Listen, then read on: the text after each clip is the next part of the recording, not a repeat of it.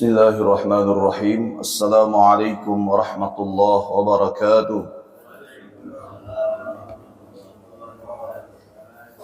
نويت التعلم والتعليم والإفادة والاستفادة وتذكر وتذكير والنفع والانتفاع والحث على تمسك بكتاب الله وسنة رسول الله والدلالة على الهدى والدعاء للخير. اللهم صل على سيدنا محمد الفاتح لما أغلق والخاتم لما سبق ناصر الحق بالحق الهادي إلى صراطك المستقيم وعلى آله وصحبه حق قدره ومقداره العظيم.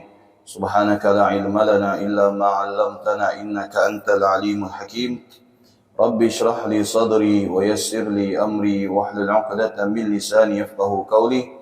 وصلى الله على سيدنا محمد وعلى آله وصحبه وسلم والحمد لله رب العالمين. الحمد لله رب العالمين وبه نستعين على أمور الدنيا والدين والصلاة والسلام على أشرف الأنبياء والمرسلين سيدنا محمد وعلى آله وصحبه أجمعين. قال المصنف رحمه الله ونفعنا وبعلومه في الدارين إلى أن قال حاضرين jamaah masjid fastabiqul khairat yang dirahmati Allah Subhanahu wa taala. Pada kesempatan yang mulia ini mengajak dan mengingatkan agar kita senantiasa bersyukur atas segala karunia yang Allah berikan kepada kita. Bahkan kita juga bersyukur bahwasanya sampai sekarang ini masih diberikan oleh Allah petunjuk yang lurus, dan semoga Allah senantiasa menjaga agama kita, kemudian menjaga akidah kita, dan semoga kita diwafatkan dalam keadaan Islam dan iman. Amin ya rabbal alamin.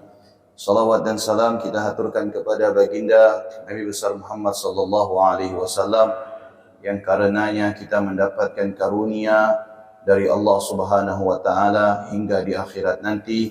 Semoga kita semua termasuk mendapatkan syafaatnya di dunia dan di akhirat. Amin ya rabbal alamin. Pada kajian hadis hari ini kita memulai dengan hadis yang kelima. An-nahyu 'anil ibtida' fid din an ummil mu'minin Ummu Abdillah Aisyah radhiyallahu taala anha. Hadis yang diriwayatkan oleh Ummul Mukminin Ummu Abdillah Sayyidatuna Aisyah binti Abu Bakar radhiyallahu anha.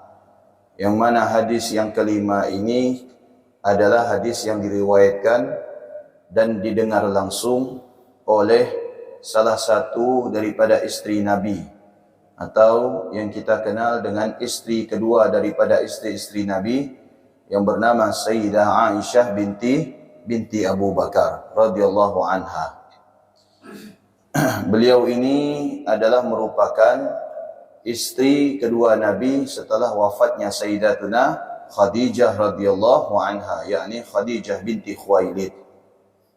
Istri-istri Nabi itu diberi gelar Ummul Mukminin. Apa itu Ummul Mukminin? Ummul Mukminin artinya adalah ibu daripada orang-orang yang beriman.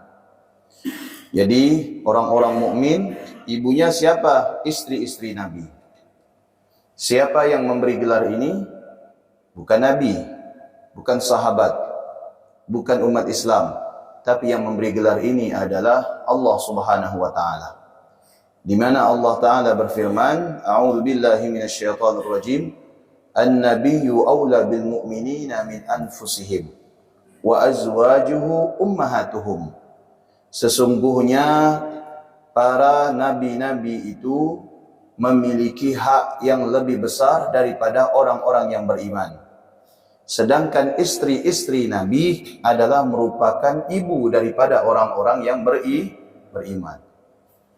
Makanya selepas Nabi SAW wafat, para istri-istri Nabi itu tidak ada yang dinikahi oleh para sahabat. Tidak ada istri-istri Nabi itu dinikahi oleh para sahabat seperti Aisyah. Kalau Khadijah lebih dahulu meninggal daripada Nabi SAW. Aisyah meninggal, Rasulullah tidak menikah selama-lamanya setelah itu. Kemudian ada yang namanya Zainab binti Jahash. Setelah Nabi SAW wafat, Sayyidah Zainab tidak menikah. Kemudian ada yang namanya Hafsah binti Umar. Hafsah ini putri daripada Sayyidina Umar. Wafat Nabi SAW, Sayyidina Hafsah tidak menikah selama-lamanya dan seterusnya. Nah, ini merupakan bagaimana perhatian Allah Subhanahu wa taala diberikan kepada istri-istri Nabi.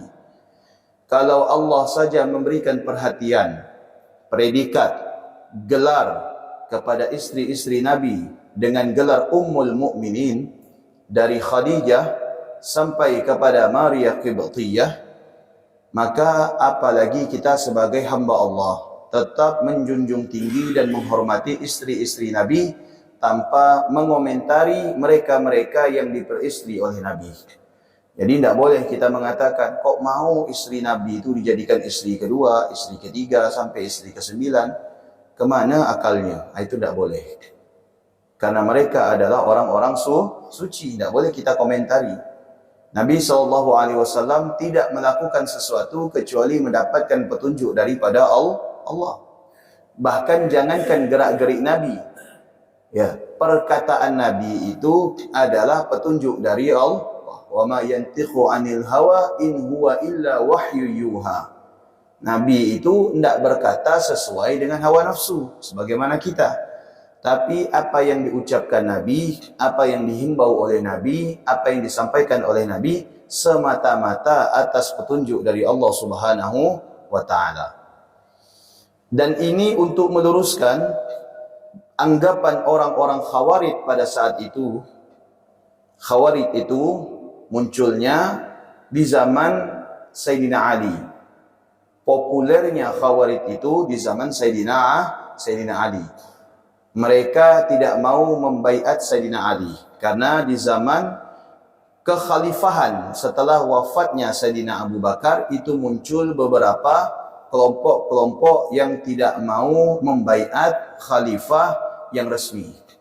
Seperti Sayyidina Umar ketika meneruskan kekhalifahan Sayyidina Abu Bakar, itu ada sebagian beberapa kelompok itu yang membelot.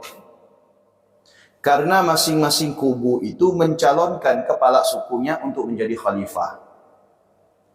Jadi setelah Nabi wafat, itu alot. Perlu waktu 2 hari menyatukan persepsi dari sekian banyak suku untuk membaiat Sayyidina Abu Bakar. Makanya sampai Nabi itu dimakamkan setelah wafat 2 hari. Meninggal Nabi tidak langsung dikuburkan, tapi 2 hari baru kemudian dikebumikan. Kok lama, Ustaz? Iya, karena menunggu. Nabi tidak akan dimakamkan, dikuburkan kecuali sudah ada penggantinya. Nabi tidak akan dikuburkan kecuali sudah ada pengganti. Makanya termasuk perkara yang diperbolehkan untuk menunda dikuburkannya jenazah siapapun apabila ada sesuatu yang ditunggu. Boleh. Bapak Ustaz, tidak lewat 5 waktu. Yang tidak boleh lewat 5 waktu itu kita yang masih hidup. Orang meninggal sudah tidak diwajibkan lagi untuk menunggu waktu sholat. Yang tidak boleh lewat waktu itu kita yang masih hidup. Karena orang yang sudah meninggal tidak ada lagi perkara atau taklif bagi orang yang sudah meninggal. Mau ditanamkan hari ini, mau ditanamkan besok, boleh. Tergantung keadaannya. Ada yang ditunggu, anaknya ada dalam perjalanan 3 jam lagi nyampe, ya ditunggu. Ada yang ditunggu, saudara kandungnya 5 jam lagi nyampe, ya boleh, tidak masalah. Ya, selama jenazah ini masih bisa dijaga kehormatannya. Jenazahnya tidak membusuk, jenazahnya tidak menular. Barangkali memiliki penyakit yang tidak menular. Atau barangkali kalau ditanamkan besok, khawatir banjir atau hujan lebih lebat, maka tanamkan segera, itu lebih baik. Tapi kalau tidak ada halangan dan sebagainya, untuk ditunda juga boleh apabila ada yang ditunggu. Demikian juga Nabi SAW. Nabi SAW 2 hari setelah wafat itu baru ditanam. Menunggu siapa yang menggantikan Nabi. Dari beberapa kubu, mencalonkan ini, mencalonkan itu, mencalonkan ini, mencalonkan itu. Akhirnya, mengerucut sesuai dengan wasiat Nabi, Ya, pada saat itu kabilah Sayyidina Umar mencalonkan Sayyidina Umar. Kabilah Abbasiyah mencalonkan Sayyidina Uthman. Kabilah ini mencalonkan Sayyidina Sufyan dan seterusnya. Hingga akhirnya mengerucut dengan beberapa alasan yang kuat, siapa yang layak menjadi penerus Nabi? Abu Bakar radhiyallahu anhu. Karena alasan tadi, ketika Nabi wafat, Abu Bakar yang menjadi imam. Siapa yang menemani Nabi hijrah? Abu Bakar. Siapa yang ini? Abu Bakar. Siapa yang orang pertama kali mempercayai perjalanan Isra dan Mi'raj Nabi? Abu Bakar. Siapa orang yang dikatakan di dalam Al-Quran? Ya. Fallahu thalithuhuma. Ma dhannaka bithnaini ya Abu Bakar, fallahu thalithuhuma. Siapa yang dimaksud di situ? Abu Bakar. Sebab apa turunnya ayat la tahzan innallaha ma'ana? Sebab Abu Bakar. Oh, ini banyak nih alasan-alasan yang kuat. Abu Bakar layak menjadi penerus Nabi SAW. Bukan penerus kenabian, tapi penerus kepemimpinan. Akhirnya Abu Bakar diangkat baiat. Baiat. Tempat baiatnya itu, kalau saya tidak salah, sebelum masuk Masjid Nabawi itu ada kebun. Kalau kita lihat ada hotel-hotel, ada kebun yang dipugar. Ada sumur di dalamnya. Alhamdulillah saya sudah masuk. Di situ tempat dibaiatnya Sayyidina Abu Bakar untuk menjadi khalifah. Ya, tempat dibaiatnya Sayyidina Abu Bakar untuk menjadi khalifah. Dibaiat Sayyidina Abu Bakar. Sayyidina Abu Bakar menjadi khalifah itu dalam masa yang paling singkat di antara khalifah-khalifah yang lain. Kalau saya tidak salah, Sayyidina Abu Bakar menjadi khalifah paling lama itu tidak sampai setahun lebih. Yang paling lama itu adalah Sayyidina Umar, menghabiskan sekitar 10 tahun lebih. Makanya kebijakan Sayyidina Umar itu banyak, sampai bisa menaklukkan yang namanya Persia. Ya. Nah, Abu Bakar ini ayah daripada Aisyah. Abu Bakar ini adalah merupakan ayah daripada Aisyah. Kemudian fitnah itu muncul. Umar menggantikan Abu Bakar, muncul lagi fitnah. Meninggal Umar, Sayyidina Uthman menggantikan, lebih besar lagi fitnah. Sampai Sayyidina Uthman itu meninggal akibat dihasut oleh beberapa oknum. Bayangkan Sayyidina Umar meninggal lagi apa? Lagi membaca Al-Quran. Loncat itu orang di atas rumahnya. Berdiri di hadapan Sayyidina Umar, di hadapan Sayyidina Uthman. Ya. Kemudian Sayyidina Uthman mengangkat kepalanya. Apa yang kau inginkan? Kata mereka apa? Kami ingin membunuhmu karena engkau tidak menjalankan hukum Allah. Karena engkau tidak menjalankan hukum Allah. Sayyidina Utsman terdiam. Maka kemudian mau ngomong apa terakhir? Kata yang mau membunuh nih. Kata Sayyidina Utsman apa? Kelak akan muncul fitnah yang lebih besar setelah ini. Baru kemudian Sayyidina Utsman itu, pedang itu ditancapkan di atas kepala Sayyidina Utsman dan kemudian muncrat darahnya, meninggal. Setelah Sayyidina Utsman meninggal, Sayyidina Ali lebih besar lagi fitnahnya. Oh, itu udah mulai menampakkan. Beberapa suku itu menampakkan giginya, tanduknya. Bahwasanya mereka lah yang layak untuk menjadi pemimpin. Hingga akhirnya muncullah yang namanya adu domba. Sayyidah Aisyah ini satu suku dengan Sayyidina Utsman. Ini Sayyidina Aisyah. Kalau saya tidak salah dari suku Bani Umayyah. Ya, satu suku dengan Sayyidina Utsman. Sedangkan Sayyidina Ali tidak.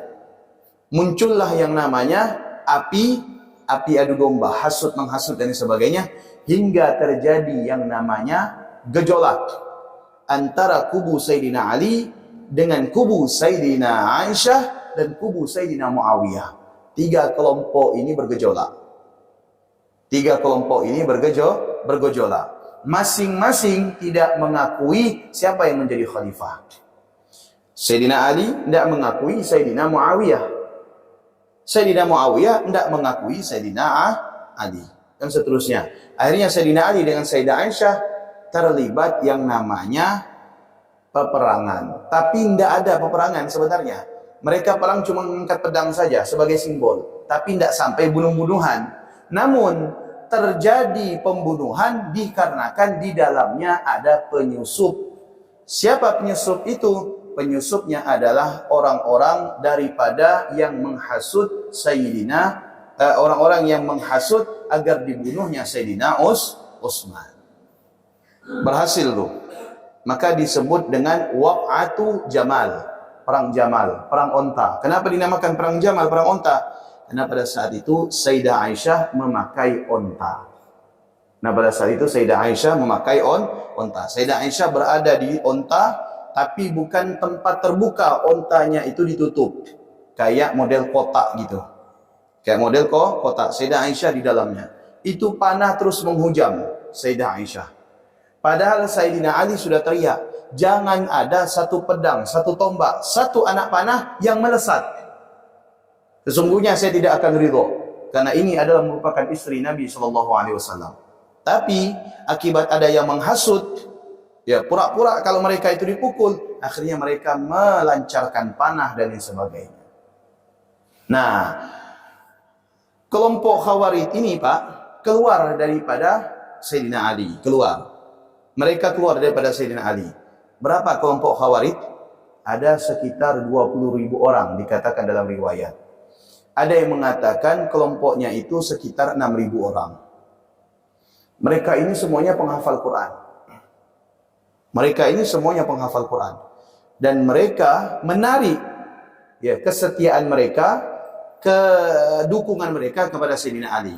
Dengan menuduh Sayyidina Ali tidak melaksanakan hukum Allah. Hingga akhirnya mereka ambil Al-Quran kemudian ditusuk dengan tombak. Ditusuk dengan tombak. Ini Khawarij. Ditusuk dengan tombak. Kata mereka, ala hukmu illa lillah. Tidak ada hukum yang pantas untuk ditegakkan kecuali hukum Allah. Maksud mereka itu apa? Maksud mereka itu tegakkan hukum Allah. Tapi mereka bingung yang mau menegakkan siapa? Padahal saat itu yang menjadi khalifah adalah Sayyidina. Siapa yang menegakkan hukum Allah? Ya Sayyidina Ali. Jadi ente harus ikut. Apa yang menegakkan Allah sendiri? Ya tidak akan mungkin. Betul tidak? Tetap penegakan hukum Allah melalui pemimpin yang ditunjuk dan dipilih secara resmi. Tapi mereka tidak puas. Karena mereka merasa mereka hafal Quran. Mereka tidak puas. Akhirnya pada saat itu, ya, Sayyidina Ali melihat banyaknya yang keluar, yang membelot, maka Sayyidina Ali bilang kepada Sayyidina Abdullah bin Abbas. Kata Sayyidina Ali, saya akan datangi mereka, ya, saya akan dialog. Apa maunya mereka? Kata Sayyidina Abdullah bin Abbas, sepupu Rasulullah, jangan, ente diam di sini karena tidak aman kalau ente datang. Biar saya yang menghadapi mereka. Sayyidina Abdullah bin Abbas kemudian datang. Ketika sampai di perkumpulan mereka, jadi mereka itu sudah bikin kampung. Sayyidina Abdullah bin Abbas kemudian mengucapkan salam. Assalamualaikum. Waalaikumsalam. Siapa di luar? Ibn Ammi Rasulillah. Anak daripada paman Nabi SAW, yaitu sepupu Rasulullah. Silakan masuk. Dilihatnya Sayyidina Abdullah bin Abbas ini tengah memakai jubah yang namanya suf. Suf itu jubah terbuat dari wol, yang pada saat itu terkenal dengan buatan yang paling terbaik berasal dari Yaman. Mahal. Buatan luar negeri maksudnya itu mahal. Dilihat oleh Khawarij ini dari bawah sampai ke atas. Apa mereka bilang?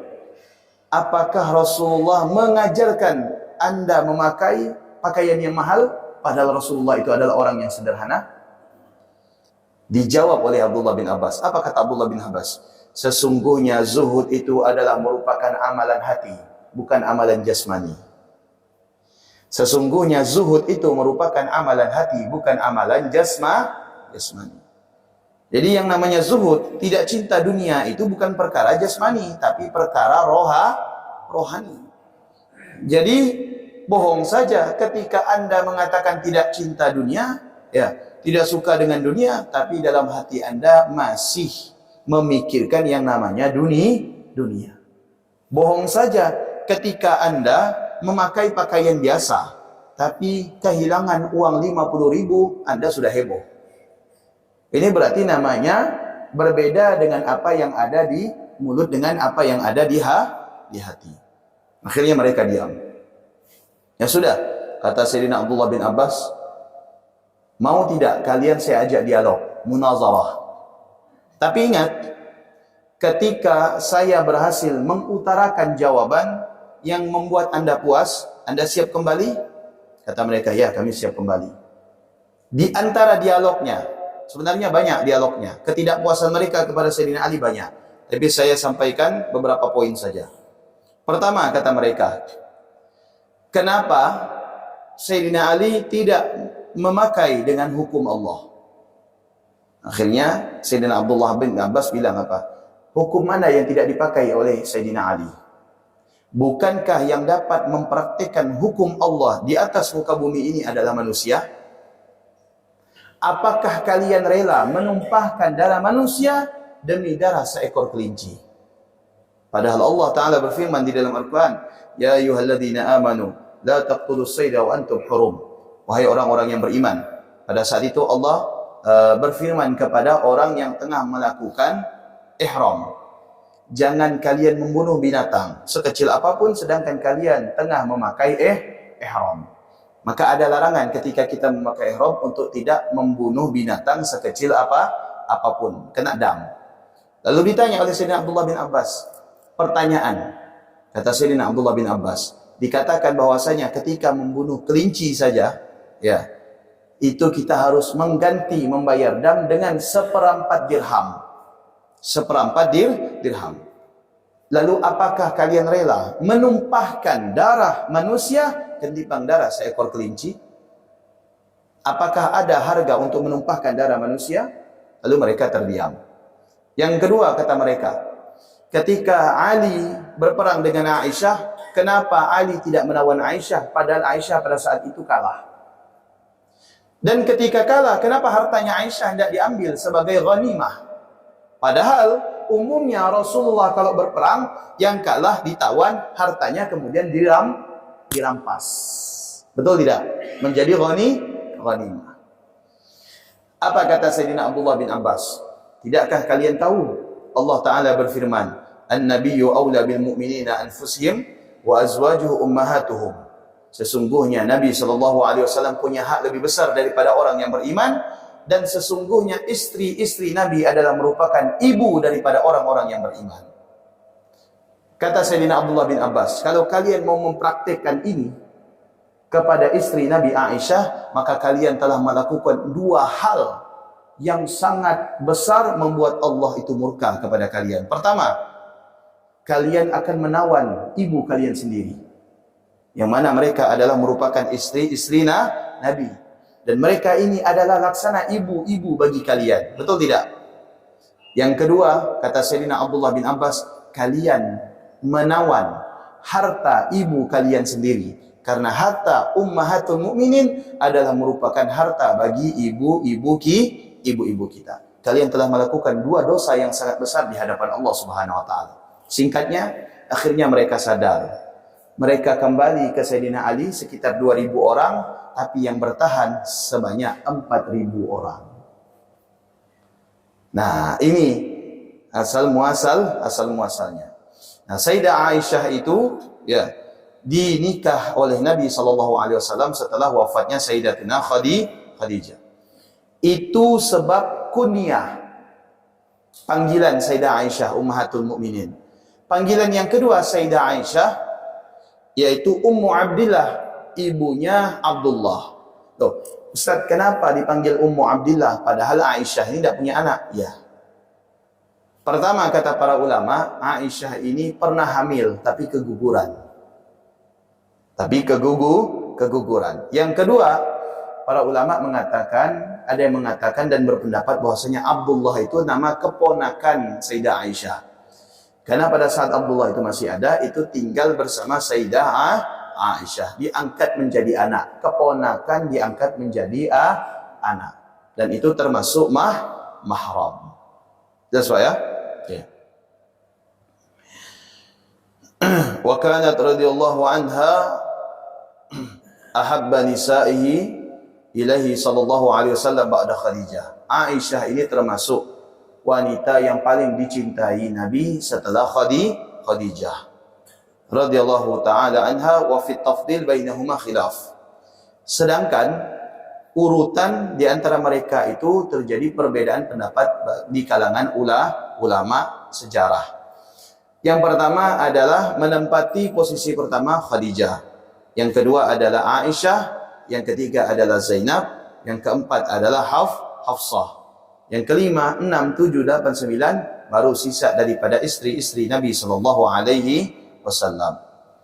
Annahunna kunna 11 mata fi hayati minhunna 2 Khadijah wa Zainab bintu Khuzainah wa tawaffa 'anil baqi. Sesungguhnya bahwasanya istri-istri Nabi sallallahu alaihi wasallam yang meninggal lebih dahulu sebelum Nabi adalah Sayyidah Khadijah dan Sayyidah Zainab. Adapun sisanya meninggal setelah Nabi sallallahu alaihi wasallam. Walam yatazawwaj sallallahu alaihi wasallam minhunna bikran ghaira Aisyah. Nabi kita Muhammad itu tidak menikahi seorang wanita perawan kecuali Sayyidah Aisyah. Yang lainnya Nabi menikah dalam keadaan janda.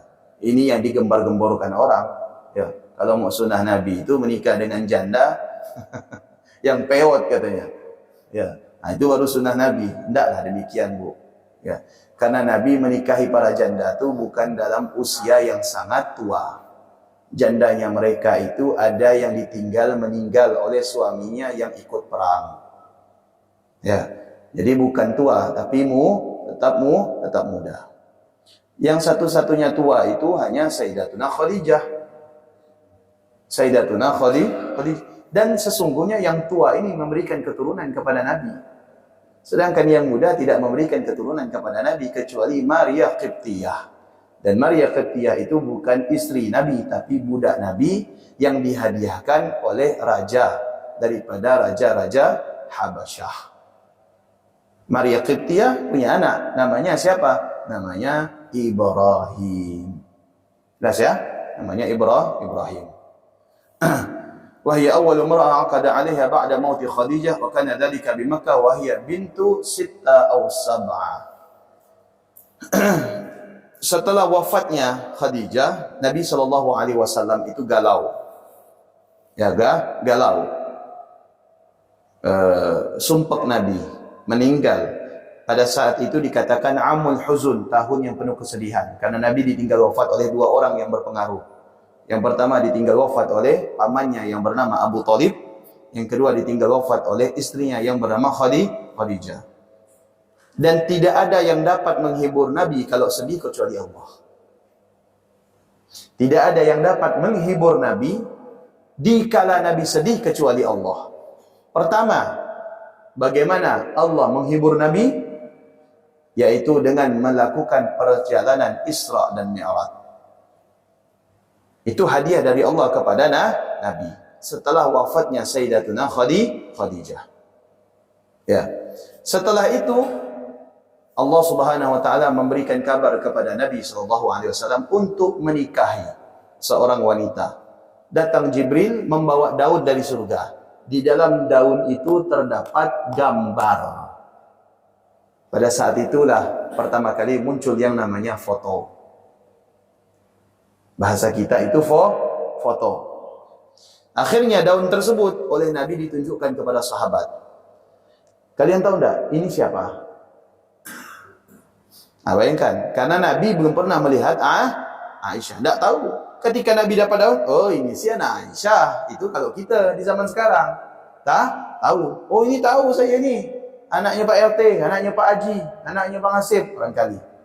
Tapi di zaman dulu tidak ada foto. Dan di zaman dahulu semua wanita menutup dirinya daripada penglihatan para laki-laki. Nabi bertanya kepada sahabat, ada yang tahu tidak ini siapa? Kata para sahabat, ya Rasulullah ini anaknya Abu Bakar, Aisyah. Saya diperintahkan oleh Allah untuk menikahi.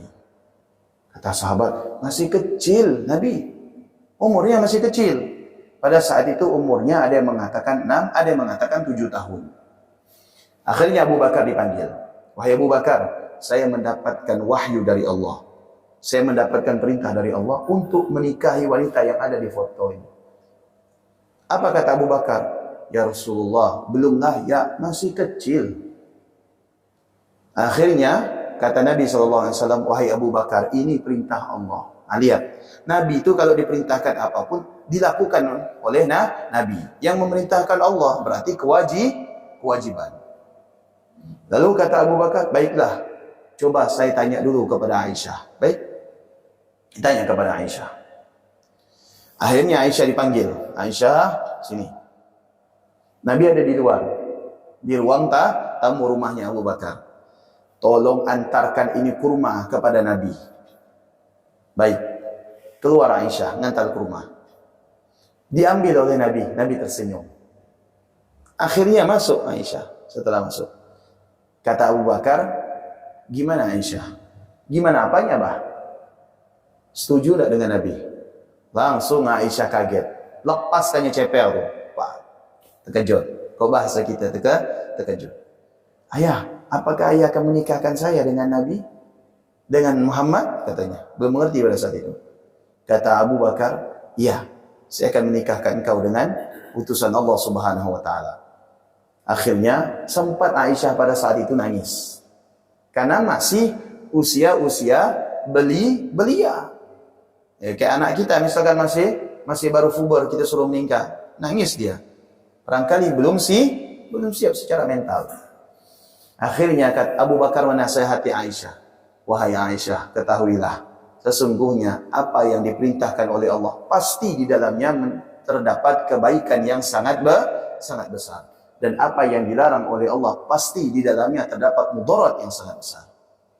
Ya sudah, akhirnya menikah antara Rasulullah dengan Sayyidatuna Aisyah. Tadi saya katakan berapa tahun umur Sayyidah Aisyah? 6 atau 7. Tapi ingat, Rasulullah berkumpul dengan Sayyidah Aisyah di usia Aisyah 9 tahun. Bukan di usia 7 tahun dinikahi oleh Nabi, langsung Nabi kumpul. Tidak. Hati-hati. Ada sebagian kaum muslimin yang mempermasalahkan ini. Kenapa dipermasalahkan sih? Yang nikah Nabi, yang ini perintah Allah. Kenapa dipermasalahkan? Oh, Nabi ini nikahi anak di usia di bawah usia dan sebagainya. Ini melanggar hak asasi dan sebagainya. Nah, ente itu tidak tahu apa-apa. Berkat Nabi menikahi Aisyah, Aisyah meriwayatkan 1200 hadis. 1200 hadis yang diriwayatkan oleh Aisyah. Dan kebanyakan hadis yang diriwayatkan oleh Aisyah adalah hadis yang berkaitan dengan bagian daripada kehidupan wanita. Masalah haid, masalah nifas, masalah hak asasi wanita, masalah warisan dan sebagainya. Itu kebanyakan yang meriwayatkan adalah Sayyidah Aisyah.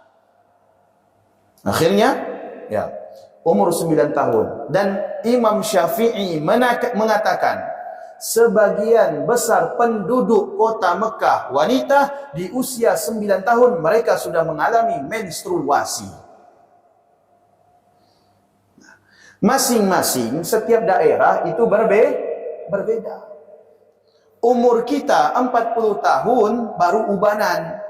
Di luar negeri umur 20 tahun ada yang sudah beruban. Betul tak? Saya punya teman dari Syria. Ya, tinggi dari saya. Tingginya 180. Udah sulah, Pak. Udah sulah. Saya masih lebat rambut saya. Brewoknya udah putih. Saya kira umurnya dia ini sekitar 40 tahun. Begitu saya lihat paspornya apa? Lebih tua saya 15 tahun, Pak. Ya, udah sulah. Lebih tua saya 15 tahun. Umur saya 36, umurnya dia 21. Nah, berarti menunjukkan kita tidak sama dengan mereka. Kalau saya berjalan dengan teman saya ini, pasti orang bilang lebih tua dia daripada saya. Padahal lebih tua saya 15 tahun daripada teman saya. Nah, wanita-wanita Arab pada saat itu, kata Imam Syafi'i, umur 9 tahun sudah mengalami menstruasi. Wanita-wanita Mekah pada saat itu umur 9 tahun sudah mengalami alias umur 9 tahun mereka itu sudah dikategorikan dewasa. Beda zaman sekarang, 9 kali 3 baru dewasa. Ya kan? Pada saat itu umur 9 tahun sudah layak nikah. Nah itu. Ibu saya nikah umur 14 tahun. Ibu saya nikah usia 14 tahun. Kalau zaman sekarang nikah usia 14 tahun, heboh mungkin. Betul tak? Heboh. Nah, umur 16 tahun saja, yang menikahi umur 16 tahun saja sempat ditahan. Ya kan? Nah, ibu saya menikah umur 14 tahun. Ayah saya pada saat itu usianya 28 tahun. Dan ibu saya melahirkan 14 orang anak. Ya, sisa 10. Alhamdulillah masih hidup semuanya. Nah, ini menunjukkan bahwasanya wanita-wanita dahulu dengan zaman sekarang tingkat kesuburannya itu berbeda.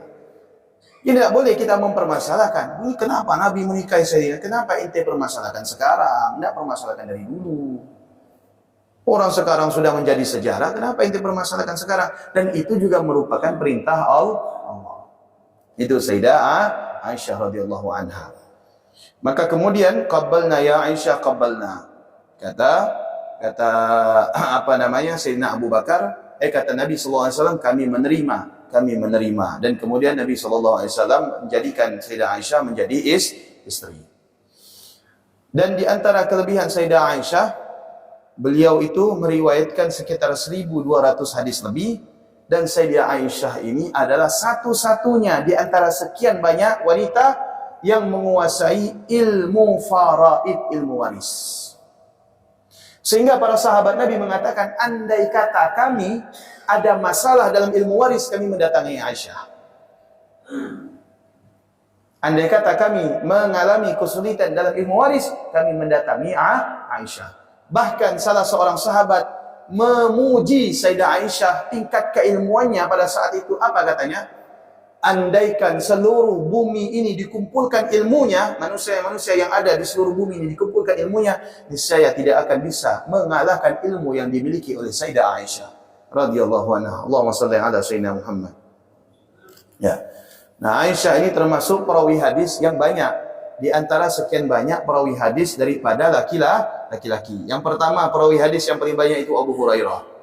Yang kedua adalah Sayyidina Abdullah bin Abbas. Yang ketiga adalah Sayyidah Aisyah. Yang keempat adalah Sayyidina Abdullah bin Umar. Yang kelima adalah Sayyidina Abdullah bin Mas'ud. Yang keenam adalah Sayyidina Abdullah bin Amr bin As.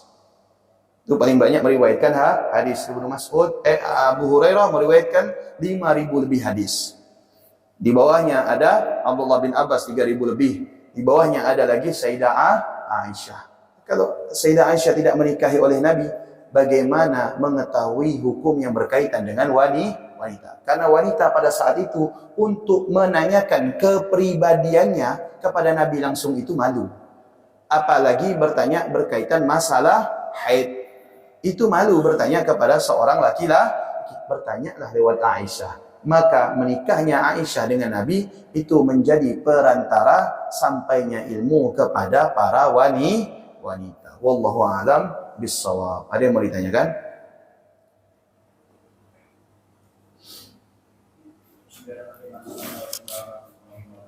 Waalaikumsalam warahmatullahi wabarakatuh. Bagaimana cara Nabi menghargai atau memperlakukan istri-istrinya? Kedua, yaitu pada masa kekhalifahan Bakar dan Umar bin Khattab, konsep khalifah masih berbentuk bumi ya maksudnya. Sedangkan pada zaman Utsman bin Affan berubah, ya kan? Dan tidak melihat apa yang menyebabkan sampainya dari Abu Bakar sampai ke Utsman bin Affan itu sampai berubah. Ya. Apa yang menyebabkan perubahan tersebut, Ustaz? Yang kedua, apa perbedaan khalifah dan perbedaan khilafah? Maksudnya berbeda itu dari yang pertama. Assalamualaikum warahmatullahi wabarakatuh. Pertama,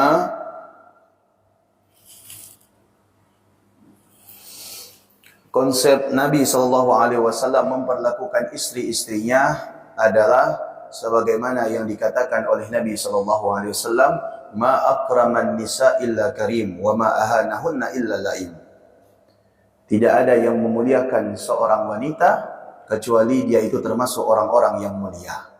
Di saat kita memuliakan perempuan, maka kita termasuk orang yang mulia, baik istri, saudari, atau wanita pada umumnya. Wa ma ahanahunna illa laim. Tidak ada yang merendahkan wanita kecuali orang itu sendiri juga akan rendah martabatnya.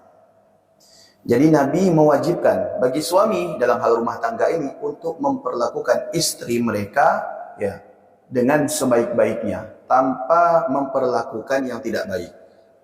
Karena Nabi tidak pernah mencontohkan memperlakukan istri-istri Nabi itu dengan cara yang tidak baik. Kita memperlakukan satu orang istri ya sampai memperlakukan dengan cara yang tidak baik, itu bagaimana caranya? Sedangkan Nabi punya lebih dari satu istri, semuanya diperlakukan dengan baik. Berarti kita ini tidak baik. Untuk satu istri Nabi saja kita tidak bisa berlaku baik, apalagi lebih daripada satu. Nabi itu punya istri 9, semuanya diperlakukan dengan baik. Berarti menunjukkan bagaimana Nabi itu benar-benar uswatun hasanah. Tanggung jawabnya sangat besar. Bahkan Nabi SAW mengharamkan seorang suami memukul istri dengan memakai tangan, fisik, atau memakai alat. Hukumnya haram.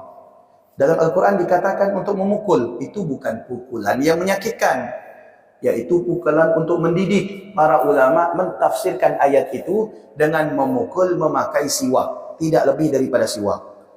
Ini kalau saya pukulkan ke badan istri, sakit tidak kira-kira? Tidak sakit nih. Anak saya pun tidak nangis.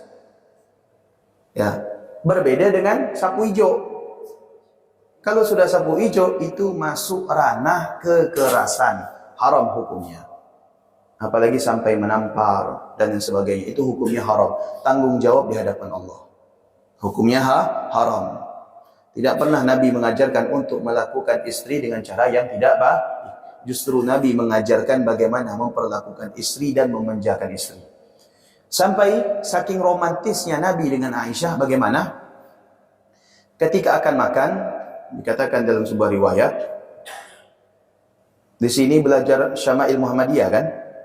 Ya, Syama'il Muhammadiyah itu ada hadis yang berkaitan dengan rumah tangga Nabi. Dilihat saja. Ya, Syama'il Muhammadiyah itu hadis-hadis yang berkaitan dengan Nabi, kepribadian Nabi. Itu biasanya para ulama, ya, bulan Maulid baca itu.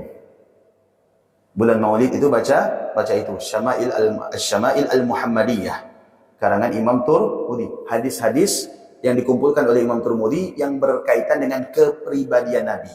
Fisik Nabi, postur Nabi, jalannya Nabi, rambutnya Nabi, matanya Nabi, semua itu ada di dalam Syama'il Muhammadiyah. Nah, ketika Rasulullah makan dengan Sayyidah Aisyah minum Aisyah. Setelah Aisyah minum, gelasnya diambil oleh Nabi, diputar. Ditanya oleh Aisyah, ya Rasulullah, kenapa gelasnya diputar? Langsung minum saja. Kata Nabi apa? Saya cari bekas bibir kamu. Kalau gelas kaca nyaman Pak, cari bekas bibir orang, betul enggak? Apalagi bibir perempuan zaman sekarang. Pakai lip, udah gampang. Tapi kalau kita terkadang dihapus tuh. Ya. Kalau Nabi dicari bekas bibirnya. Kalau pada saat itu gelas itu bukan terbuat dari kaca. Agak kesulitan cari bekas bibirnya. Dicari oleh Nabi. Bekas bibirnya Aisyah dibina. Saking romantisnya Nabi SAW. Saking romantisnya Nabi kepada istri-istri Nabi, kalau datang ke rumah, Nabi itu tidak mau dalam keadaan lusuh. Di depan Nabi sudah ada yang namanya tempat yang di dalamnya itu ada air. Untuk apa? Nabi cuci tangan. Kemudian Nabi membasahkan rambutnya. Dan kemudian Nabi membasahkan wajahnya. Supaya apa? Tampil segar di depan istrinya. Jadi dilihat istri itu segar, tidak lusuh. Kalau kita kan tidak. Yang semulanya jambol kanan berubah jadi jambol ke kiri. Apa pula berubah? Pening. Jangan nak macam-macam. Lumus lagi. Nah, tapi istri juga gitu. Jangan nyambut suami dalam keadaan bau asap. Haruslah rapi. Betul tak? Jadi Nabi dengan istri itu menjaga masing-masing haknya. Kita istri tidak akan menuntut kepada suami jikalau suami menjaga haknya. Suami juga tidak akan menuntut istri jikalau istri menjaga haknya. Masing-masing memiliki kesadaran. Masing-masing memiliki kesadaran. Kira-kira rumah tangga Nabi itu sama tidak dengan rumah tangga kita? Tidak sama. Tapi kita bisa menjadikan rumah tangga Nabi itu ada di dalam rumah tangga kita. Apa yang tidak sama? Fisik rumah tangga Nabi dengan rumah tangga kita beda. Rumah tangga kita pakai genteng metal. Rumah tangga Nabi pakai genteng apa? Alas Nabi, alas rumah tangga Nabi pakai apa? Pakai tanah. Alas rumah tangga kita pakai apa? Pakai keramik. Beda secara fisik, tapi kita bisa menghadirkan rumah tangga Nabi di dalam rumah tangga kita. Bagaimana istri membaca bagaimana kehidupan istri-istri Nabi, para suami membaca bagaimana kehidupan Nabi SAW di dalam rumah tangga. Nabi simple. Aisyah, ada yang bisa dimasak? Tidak ada Rasul. Sudah, kita puasa. Pada saat itu puasa sunnah maksudnya. Makanya boleh niat puasa sunnah itu sebelum matahari tepat berada di atas kepala. Sebelum masuk waktu zuhur boleh niat puasa sunnah. Kalau kita lupa niat puasa sunnah. Paham? Paham ya? Oke. Itu dalilnya. Tapi kalau kita, apa yang ada di kulkas? Bang lupa belanja. Inilah. Ini begini. Kita sebagai suami tidak mencerminkan Nabi, dan istri juga belum mampu untuk mencerminkan bagaimana istri-istri Nabi SAW. Nabi bertanya, ada makan? Tidak ada. Ya sudah, kita puasa. Sang istri, ya kita puasa. Tidak ada istri yang jawab, ngapa tak ngasih duit belanja? Salah agak awak. Begini. Akhirnya cekcok. Aisyah pada saat itu ingin melihat balapan kuda. Balapan kuda. Kata Aisyah, ya Rasul, ada lomba balapan kuda. Saya pengen lihat. Karena pada saat itu balapan kuda itu hiburan bagi orang-orang yang ada di Madinah. Kata Nabi, ayo kita lihat balapan kuda. Sini. Sampai Nabi tarik itu Aisyah, diapakan? Dagunya Aisyah diletakkan di atas pundak Nabi SAW yang mulia. Lihat balapan kuda. Ini namanya suami mengerti dengan keinginan istri. Jangan suami saja yang mau. Ya, keluar. Mana bang? Nak jalan-jalan tu. Kau diam ya di rumah. Tak usah nak kemana-mana. Kau jaga rumah. Istri yang ahli surga tu diam di rumah, bukan di luar. Salah. Kalau bapak mau liburan sendiri, sementara istrinya tidak diajak liburan. Oh, kalau sama teman-temannya, masya Allah, liburan terus. Apa bahasa zaman sekarang tuh? Healing ya. Healing. Healing apa healing? Pokok begitu dah. Healing terus. Oh, ini hari ini trip pertama, trip kedua, sama temannya terus. Istrinya diam di rumah ngurus sana. Ini namanya ini tidak bisa menghadirkan rumah tangga Nabi di dalam rumah tangga kita. Nah, kita sebagai suami yang sudah hadir majelis membaca biografi Nabi, sejarah Nabi, ilmu Nabi, mulailah kita praktekkan rumah tangga Nabi di dalam rumah tangga kita. Begitu juga dengan para istri yang sekarang ini sudah mulai giat ibadah, sudah mulai giat hadir majelis taklim, mulailah mempraktekkan bagaimana sikap istri Nabi kepada dengan demikian akan lahirlah namanya rumah tangga surga. Jelas? Yang kedua, masalah kepemimpinan itu tidak ada perubahan, sama saja. Dari Sayyidina Abu Bakar kepada Sayyidina Uthman itu sama. Hanya saja terkadang terjadinya pemberontakan karena memang masing-masing suku itu punya ambisi. Tidak boleh ada celah, maka akan diumbar. Pergantian khalifah itu pergantian juga kebijakan. Meninggal Rasulullah, Sayyidina Abu Bakar punya kebijakan baru. Meninggal Sayyidina Abu Bakar, Sayyidina Umar memiliki kebijakan baru. Dan ini masuk pada ranah ijtihad. Kebijakan mereka benar, maka mereka mendapatkan 2 pahala. kebijakan mereka keliru, mereka mendapatkan satu pahala, alias tidak mendapatkan dosa. Perbedaan antara khalifah dan khilafah, khalifah itu pemimpin, khilafah itu sistem. Semacam di negeri kita, khilafah itu demokrasi, betul tak? Khalifah itu presiden. Nah, khilafah itu sistem, khalifah itu pemimpin. Makanya khalifah jamaknya itu khulafa, para pemimpin. Wallahu a'lam bishawab.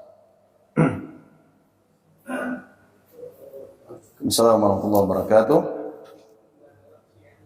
Apa? Orang Syiah, ya. Ya.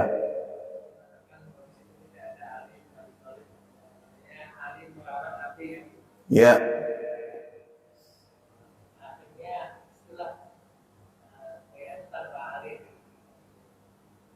Oke. Ya. Jadi begini, memang demikian ketika pembaiatan Sayyidina Abu Bakar, Sayyidina Ali tidak hadir. Kenapa pada saat itu Sayyidina Ali berkonsentrasi ngurus jenazahnya Rasulullah SAW. Karena pada saat itu masih alot penunjukan siapa yang akan memandikan Nabi.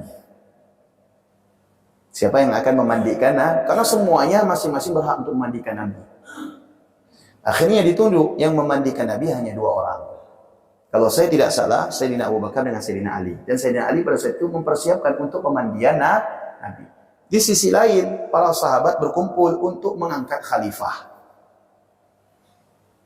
Nah, tapi dijadikan alasan oleh orang Syiah, ini tidak adil. Sayyidina Ali tidak dilibatkan untuk menunjuk Sayyidina Abu Bakar. Sebenarnya Sayyidina Ali yang lebih layak untuk meneruskan Rasulullah. Kenapa pada saat itu Sayyidina Ali tidak dipilih? Karena pada saat itu Sayyidina Ali masih terlalu muda. Masih sangat terlalu muda. Andaikan Sayyidina Ali dipaksa untuk menjadi khalifah, lebih besar fitnah yang akan diterima. Para suku-suku lain merasa tidak diterima. Kenapa? Ini yang muda kok bisa dijadikan pemimpin, belum ada pengalaman dan yang sebagainya. Nah, yang namanya Muawiyah bin Abi Sufyan tidak akan terima. Yang namanya Amr bin As tidak akan terima. Mereka ini para sesepuh. Makanya ketika Sayyidina Ali menjadi khalifah, Muawiyah mengklaim juga dia menjadi khalifah. Akhirnya perang antara dua kubu sampai kepada keturunan. Sayyidina Husain, anaknya Sayyidina Ali, harus berhadapan dengan Sayyidina Muawiyah. Yang berhadapan dengan Sayyidina Muawiyah ini 3 orang. Sayyidina Ali, Sayyidina Hasan, dan Sayyidina Husain. Sayyidina Ali dibunuh. Akhirnya mau tidak mau kepemimpinan jatuh kepada Sayyidina Hasan. Sayyidina Hasan mengalah. Mengalah, tidak mau. Saya tidak mau ngambil jabatan. Resikonya besar. Tapi pada akhirnya meninggal dalam keadaan diracun. Isi perutnya Sayyidina Hasan itu keluar. Ya. Kemudian diteruskan oleh Sayyidina Husain. Yang masih sayang, fanatik sama Sayyidina Husain, tetap baiat Sayyidina Husain. Karena meneruskan Sayyidina Hasan. Tidak bisa. Saya tidak mau membaiat Sayyidina Muawiyah. Sayyidina Husain yang berhak menjadi pemimpin. Tapi pada akhirnya Muawiyah mengirim pasukan. Yang pada hakikatnya Sayyidina Husain ini ingin memberikan jabatan kepada Sayyidina Muawiyah. Tapi Yazid, anak daripada Muawiyah pada saat itu, mohon maaf ya, karena dimabuk jabatan, merasa bapaknya pemimpin besar, anaknya menjadi pemimpin meneruskan, maka Yazid mengambil kebijakan untuk mengirim pasukan perang menghadang Sayyidina Husain di Karbala, kemudian mengepung. Berapa orang yang bersama Sayyidina Husain? Ada sekitar 15 orang. Berapa orang yang mengepung Sayyidina Husain? Daripada orang-orang Yazid bin Muawiyah sekitar 400 orang. Terjadilah yang namanya perang Karbala. Tapi di situ semua ketentuan Allah. Tidak boleh kita mengatakan macam-macam.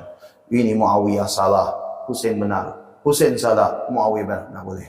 Sikap Ahlus Sunnah wal Jamaah menyerahkan semuanya kepada Allah Subhanahu wa taala. Karena ini tidak lepas dari yang namanya takdir. Sudah ya? Wallahu a'lam bissawab. Semoga kita semua mendapatkan keberkahan di bulan yang mulia ini, bulan Maulid Nabi, dengan membaca sejarah Sayyidah Aisyah dan semoga kita semua mendapatkan syafaatnya di dunia dan di akhirat. Amin ya rabbal alamin. Bismillahirrahmanirrahim. Subhanakallahumma wa bihamdika asyhadu an la ilaha illa anta astaghfiruka wa atubu ilaik. Assalamualaikum warahmatullahi wabarakatuh.